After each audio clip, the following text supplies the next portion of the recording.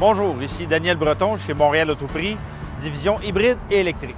Cette semaine, nous allons parler de la BMW 530e eDrive xDrive. 530e pour série 5, donc la division des véhicules intermédiaires de luxe de BMW.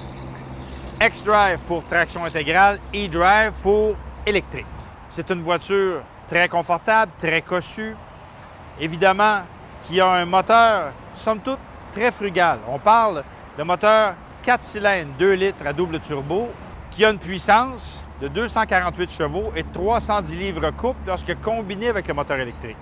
Donc, on parle d'une voiture dont la consommation devrait varier autour de 8 à 9 litres au 100.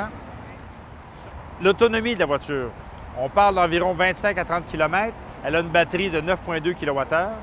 En 2017-2018, on voit de moins en moins de gros moteurs à combustion interne dans les voitures de luxe. C'est-à-dire qu'on passe du 8 cylindres au 6 cylindres, du 6 cylindres au 4 cylindres, comme c'est le cas ici. Et en plus, on y va de plus en plus vers une hybridation, c'est-à-dire des moteurs partiellement électriques qui vont ajouter de la puissance tout en gardant une certaine économie. Et ça, BMW le fait vraiment bien. Ça fait en sorte que la voiture a une consommation frugale et l'autonomie, qui est somme toute quand même assez modeste, on parle de 25 à 30 km, ça va faire en sorte qu'au total, on peut avoir une consommation combinée d'environ 3,5 à 4 litres au 100, ce qui est vraiment étonnant pour une voiture de cette grosseur-là.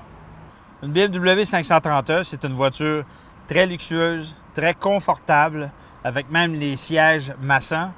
Donc, vous avez vraiment l'impression de vous promener dans une voiture de grand luxe, mais dans un format, somme toute, plus raisonnable. Le secret de BMW, c'est justement dans la combinaison de la tenue de route, dans le luxe, dans une belle finition, vraiment modernisée par rapport aux années antérieures.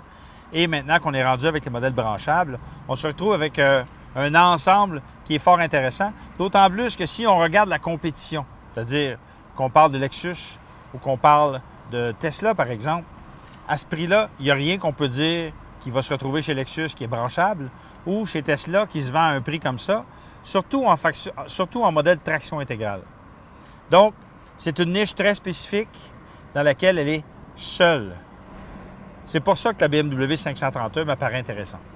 D'ici à ce que la Tesla Model 3 arrive sur le marché, elle n'a pas vraiment de compétition. À 66 900 $, est-ce que ça en vaut la peine? C'est à vous de juger.